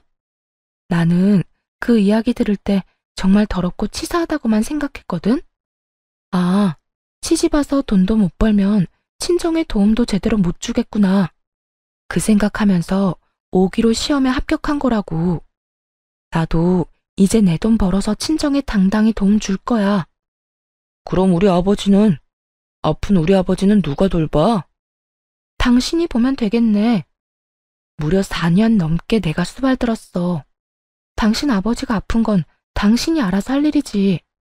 직접 못하겠으면 돈으로 사람 사서 쓰든가. 당신 그런 쪽으로 계산 잘하잖아. 아냐? 그리고 이제 난 내 아버지만 건사할 생각이라 당신 아버지한테 신경 쓸 틈이 없어. 와, 이게 네 진심이었어? 너 진짜 불효라는 게 뭔지 잘 알려주는 사람이네. 네 아버지만 소중하고 내 아버지는 소중하지 않다.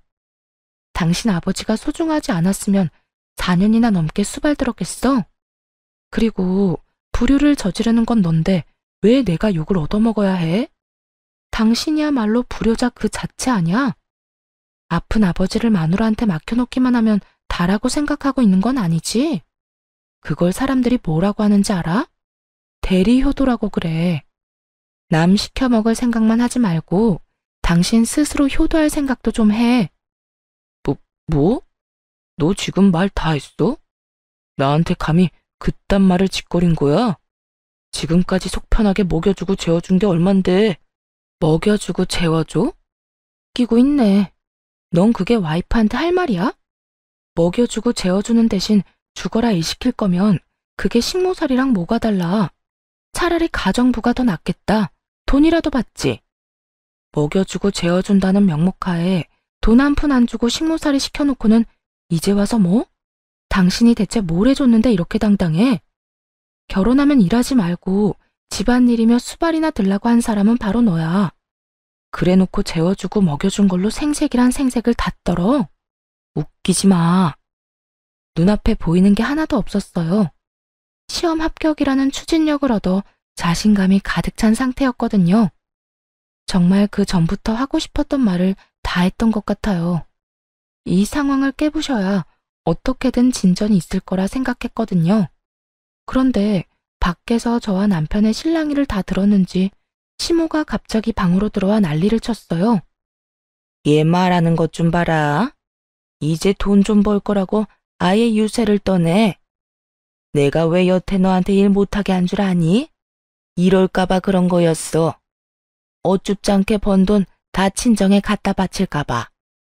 우리가 너한테 해준 게 얼만데 왜 그 돈을 다 친정에만 주려고 하는 거냐? 당연히 네가 버는 돈의 반은 우리 거지. 저 세상 논리를 펼치며 제가 번 돈의 지분이 자신들에게도 있다는 시무를 보고 너무나 어이가 없어서 할 말을 잃어버리고 말았어요. 말을 잊지 못하고 있자 시모가 아주 기세등등해서 그러더군요. 우리한테 돈 다 줄 거 아니면 일하지 마. 아니면 네가 번 돈으로 그동안 못하는 집안일 책임져야지. 네 시아버지 돌볼 간병인도 고용해야 하고 요리해주고 청소해줄 사람도 구해야 하고 너 때문에 못하는 거니까 네 돈으로 해야 할 거 아니냐. 그거 다 해결하기 전에는 일하러 못 간다. 네가 없으니 다 못하는 일 맞잖니? 집안일 할 사람이 없는데. 왜 집안일 할 사람이 없어요? 집에서 제일 하는 일 없는 사람이 하면 되죠. 너 지금 이 늙은이한테 일 시키려고 하는 거냐? 어떻게 그런 짓을 할 수가 있어? 솔직히 집에서 하는 일 없으시잖아요. 사부작 왔다 갔다 하며 청소, 빨래, 요리해두는 거 일도 아니죠. 그리고 맞벌이하는 부부들은요. 보통 집안일을 나눠서 해요. 둘 다 돈 버니까 집안일도 나눠서. 아시겠어요? 제가 돈도 벌고 집안일도 다 할 거면 결혼은 왜 했겠어요? 차라리 혼자서 속 편하게 살지. 대화를 할수록 이 상황이 비정상이라는 걸 깨닫게 됐어요. 웬만하면 결혼 생활을 유지해야겠다고 생각한 것도 잘못됐다는 걸 알게 됐죠. 이건 평범한 상황이 아니었고 정말 이혼을 해야만 하는 상황이었으니까요. 며느리를 이따위로 취급하는 시댁에서 더 이상 살 필요가 있을까 싶었어요. 게다가 이제는 돈을 마련할 수 있는 최소한의 자격도 생겼잖아요.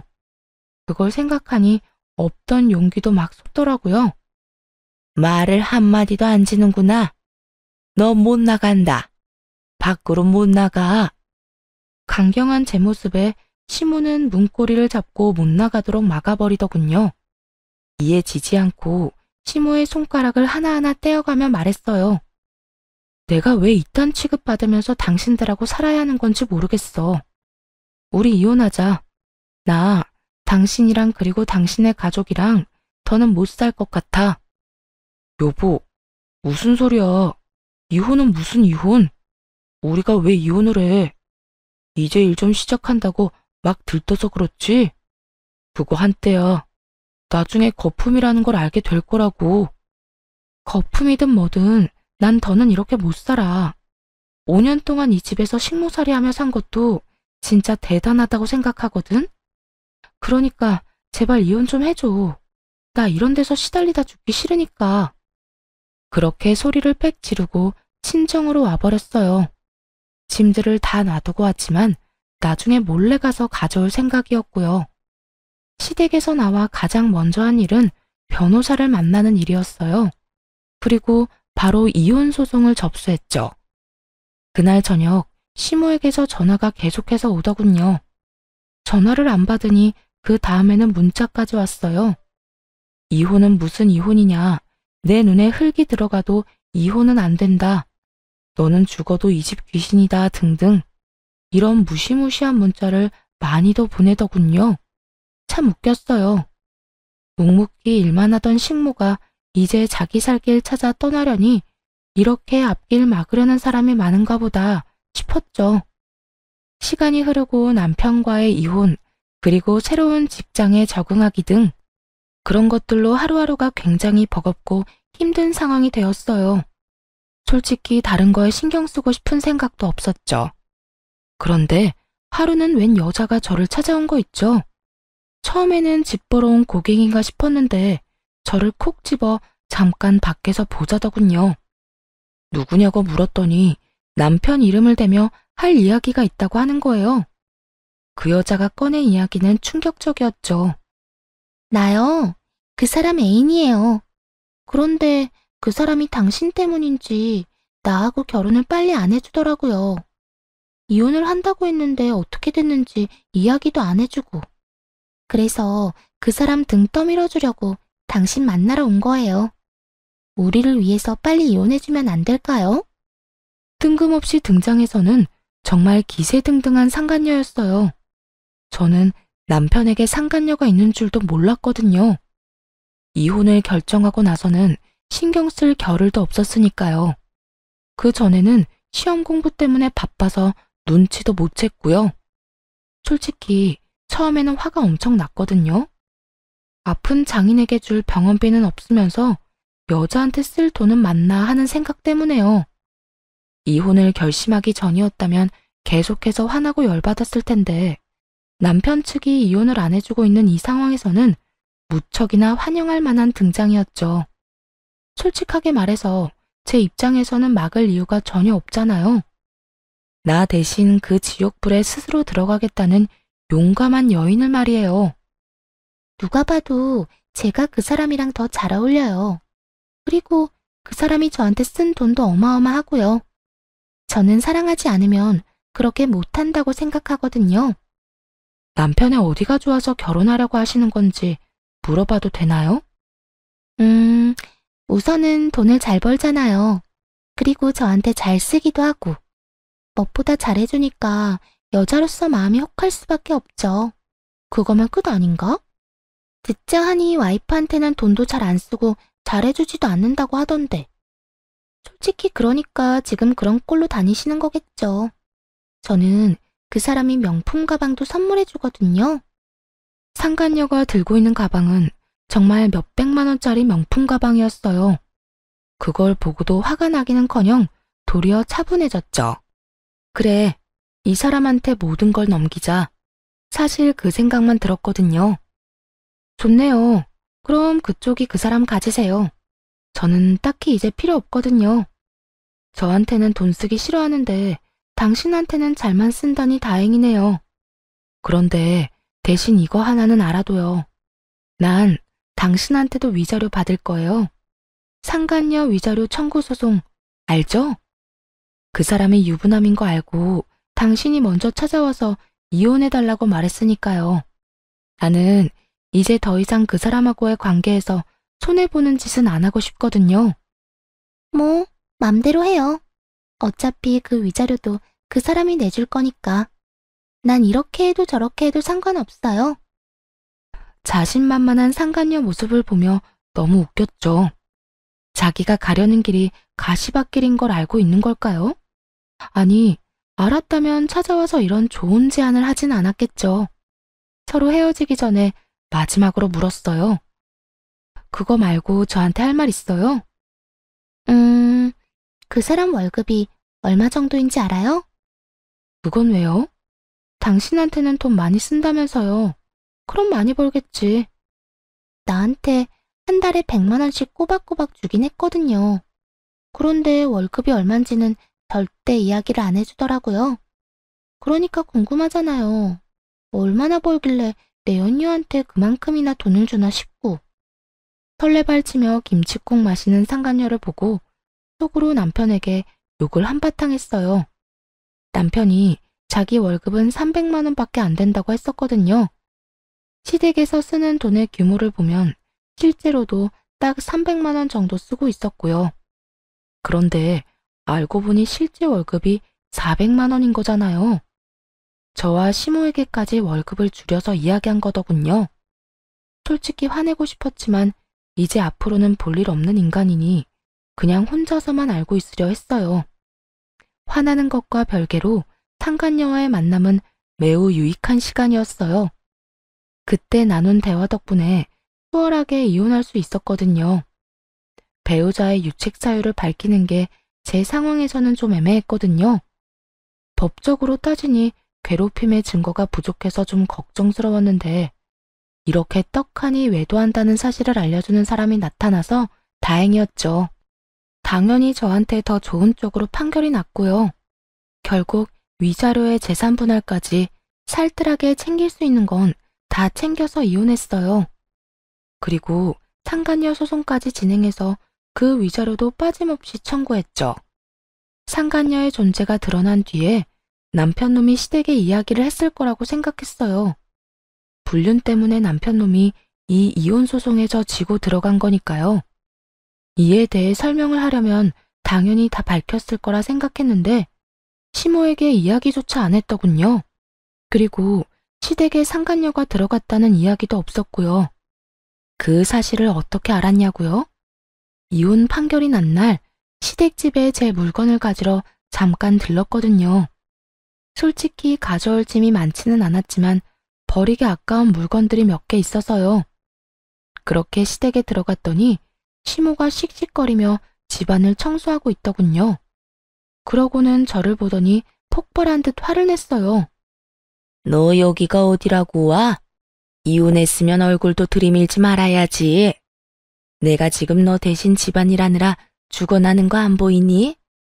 며느리가 돼서 이거 하나 못하겠다고 이혼이나 하고 집 나가고. 잘하는 짓이다. 망할 것 같으니라고. 우리를 이렇게 물 먹여놓고 나가서 잘 살 수 있을 것 같아? 넌 나가자마자 망할 거야. 하는 일마다 다 재수가 없을 거라고. 이 천하의 재수없는 년아. 네네. 그런데 왜 어머님이 청소를 하고 계세요? 이 사람 내연녀 있는데요. 사귀는 사람 있어요.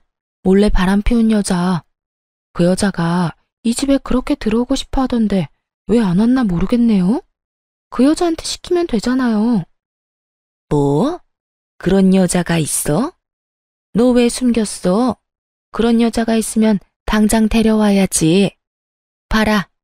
너 같은 거 없어도 우리 집에 여자가 넘쳐난다. 우리 아들 마누라 자리를 탐내는 여자가 이렇게 많아. 어머니, 아직은 시기상조예요. 불러서 뭐 어쩌시려고요? 일단 나중에 좀 더 시간이 지난 뒤에 불러서. 그동안 내 어깨며 허리며 다 못 쓰게 되면 네가 책임질래? 난 이제 못한다. 힘들고 아파서 더는 못해. 며느리감이 있는데 왜 안 데려와? 일을 시키면 저처럼 도망갈까봐 남편놈은 상간녀를 부르기 꺼리는 느낌이었어요. 하긴 그럴 가능성은 충분히 높았죠. 상간녀가 얌전히 집에서 일할 만한 관상은 아니었거든요. 돈 때문에 남편과 저를 하루빨리 찢어놓으려는 여자였는데 여기서 시모가 시키는 대로 일을 한다고? 절대로 그렇게는 못할 사람이에요. 그런데 남편이 상간녀를 안 데려오면 이야기가 진행이 안 되잖아요. 저도 내심 이 집안이 풍비박산 나는 거 보고 싶었거든요. 그래서 몰래 그 여자한테 문자 보냈어요. 남편놈 어머니가 당신 보고 싶어 하니까 당장 달려오라고요. 야무지게 지도도 첨부해서 말이죠. 그리고 두 번째 폭탄을 시모 앞에 터뜨려줬어요. 하긴 데려오기 좀 그럴 수도 있죠. 그 여자 데려오려면 월급 이야기도 솔직하게 해야 하니까요. 월급? 그게 무슨 소리야? 이 사람이 그동안 저랑 어머님 속이고 상간녀한테 매달 100만 원씩 줬대요. 세상에, 월급이 300인 줄 알았는데 400이더라고요. 그중에 100만 원이나 매달 내연녀한테 쓰다니 얼마나 통 큰 사람이에요. 어머니한테는 꼴랑 용돈 40만 원만 주던 사람이.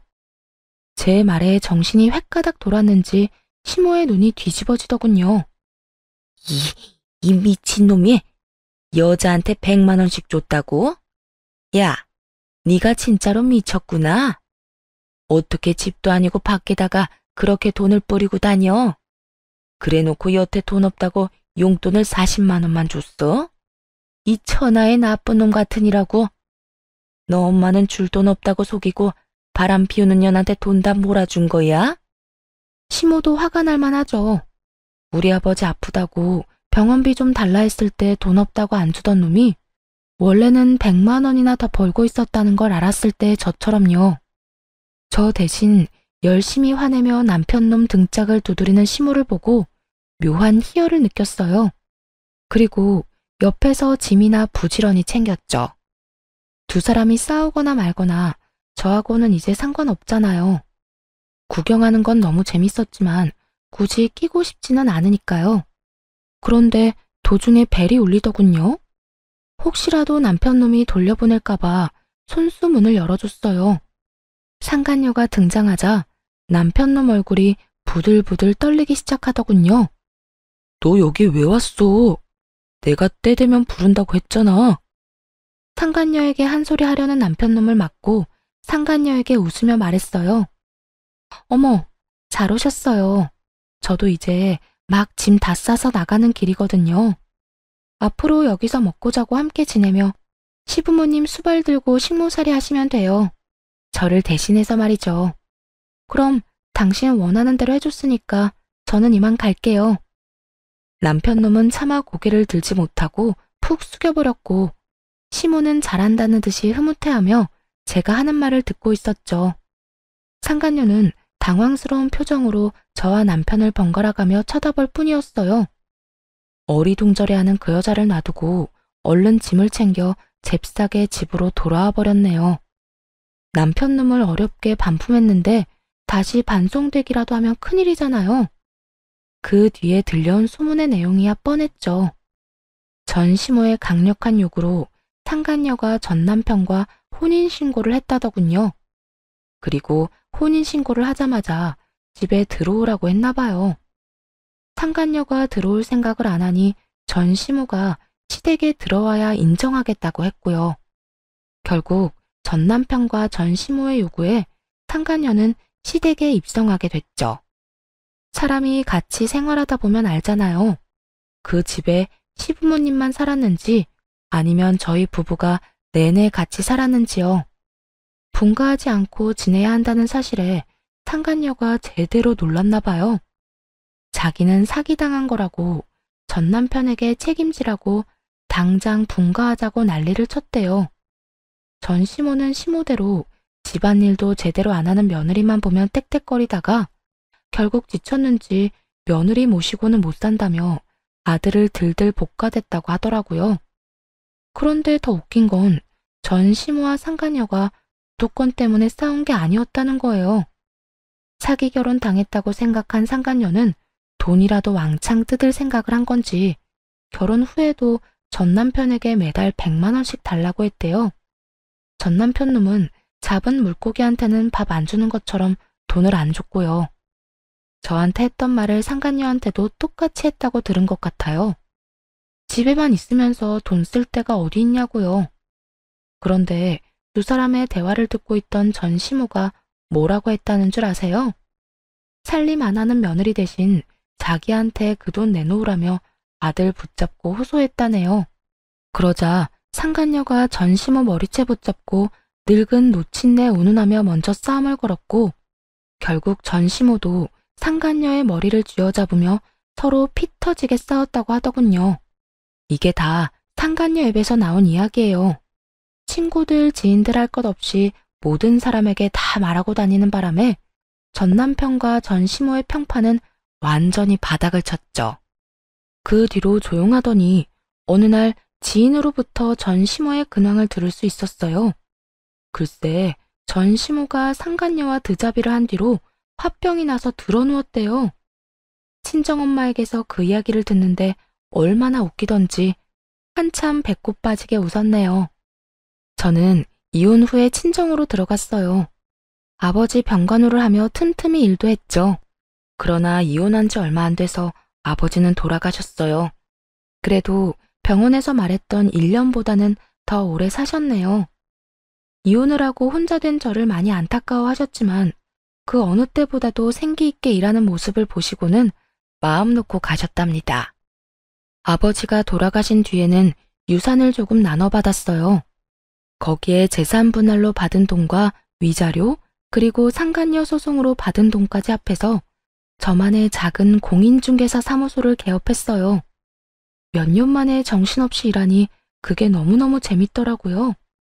돈 버는 재미에 푹 빠져서 다른 건 생각도 안 났죠. 그런데 6개월쯤 지났을까요? 제 공인중개사 사무소에 전 시모와 전 남편이 떡하니 찾아왔더군요. 무슨 행패를 부리려 여기까지 왔나 싶어 신경이 곤두섰어요. 그러니 말이 곱게 나갈 수가 없었죠. 무슨 일로 찾아오셨어요?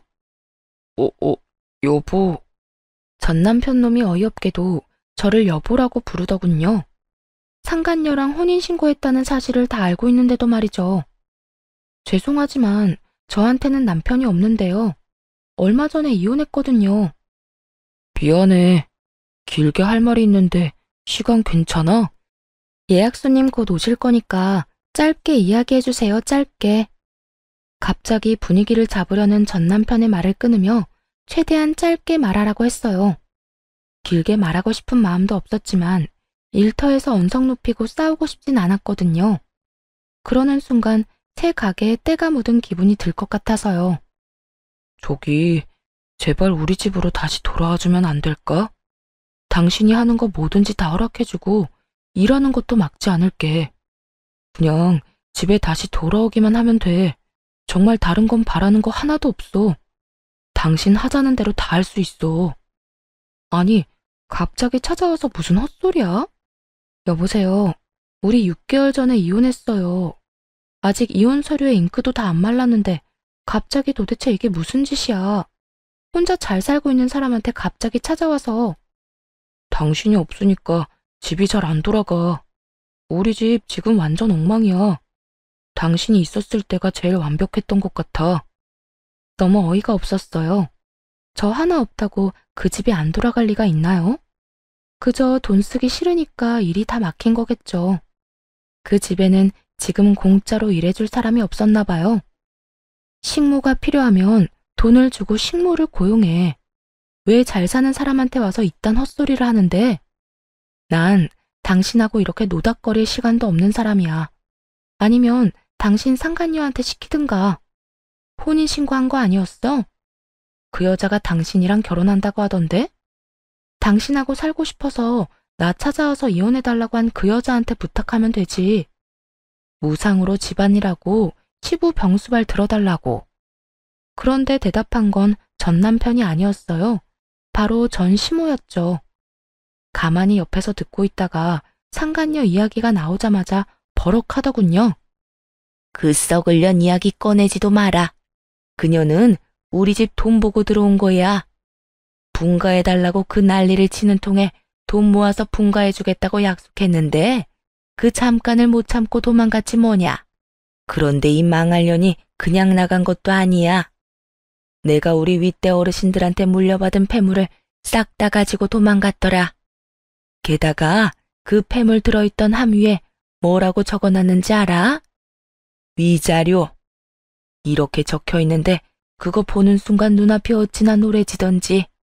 세상에, 그게 어떤 물건인데?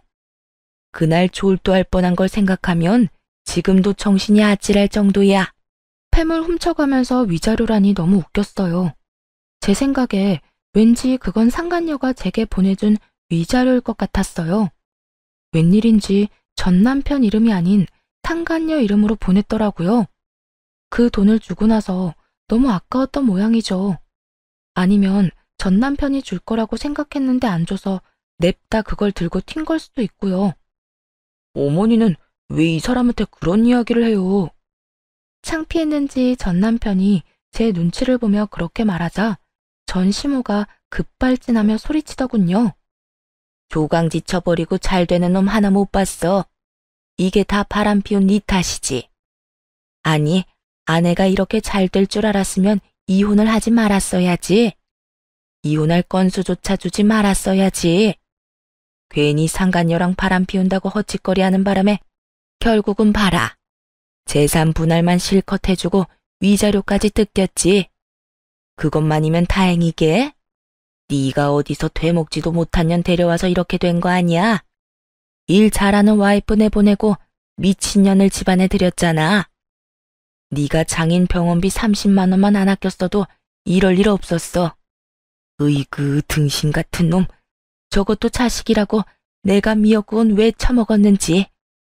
일 잘하던 식모 겸 며느리를 잃은 전 시모의 분노는 대단했어요. 그렇지만 아직도 모르는 게 하나 있더군요. 우리 부부는 언젠가는 깨질 사이였다는 거요. 일방적으로 한쪽만 착취당하는데 지속된다는 게 더 웃긴 거잖아요. 제가 언제까지 참을 거라고 생각했는지는 모르겠는데 아마 몇 달도 안 돼 폐물 들고 도망간 상간녀보다는 월등히 나아 보였나 보죠. 그러자 전 남편 놈도 화가 나는지 자기 엄마에게 큰 소리를 치더군요. 와이프를 식모처럼 부렸던 사람은 어머니잖아요. 사람 무시하고 모멸감까지 줬으면서 왜 저한테 책임 전가하시는데요? 그리고 그 여자 일도 그래요. 처음에 부르지 말자고 했잖아요. 시간을 들이자고. 그런데 뭐가 그렇게 급했는지 조금도 못 참고 불러들여서는 결국 보세요. 여자가 놀라서 도망갔잖아요. 요즘 세상에 시부모 수발 들면서 함께 사는 여자가 어딨어요? 저를 좋아해서 결혼해서 다 나가 떨어질 판이라고요. 하라고 하는 대로만 했으면 다 잘 풀렸을 텐데 어머니가 죄다 망친 거예요. 그리고 어머니가 집안일도 안 하겠다, 수발도 안 들겠다 그러는 바람에 아버지 요양병원비며 생활비며 돈이 두세 배로 나가고 있다고요. 그런데 하는 것도 없는 주제 맨날 돈이나 달라고 하고.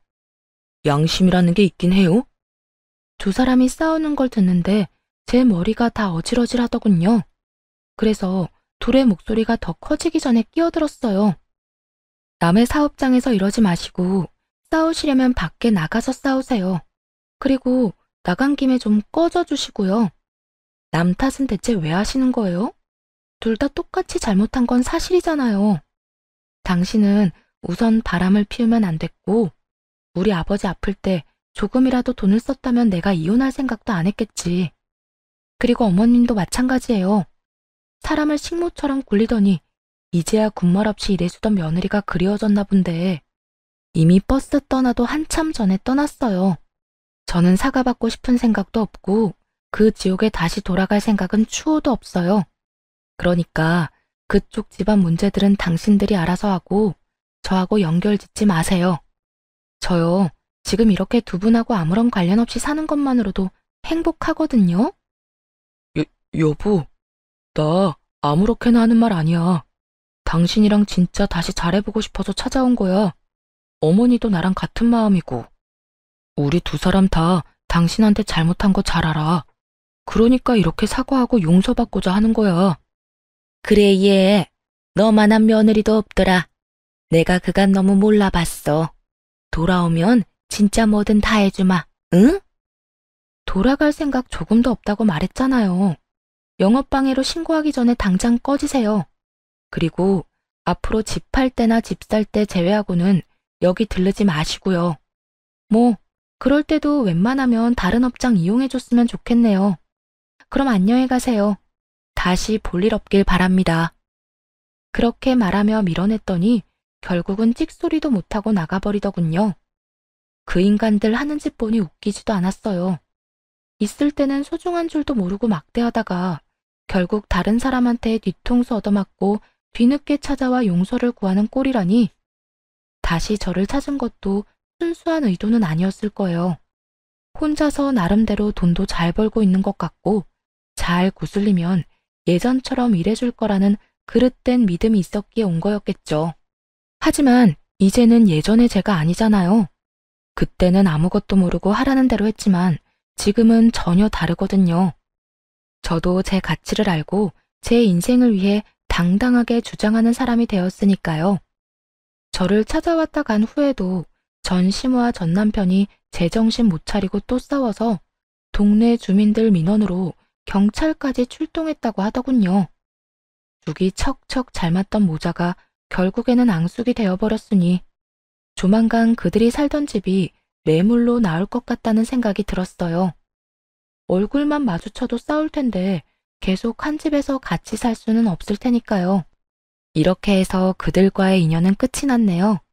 저의 탈출도 정말 다행히 성공적으로 끝이 났고요. 저 사람들 틈바구니에 있었다간 제 몸이 남아나지 않았을 거예요. 여러분도 혹시 탈출해야 한다고 느낀다면 그곳에서 지체 없이 빠져나오세요.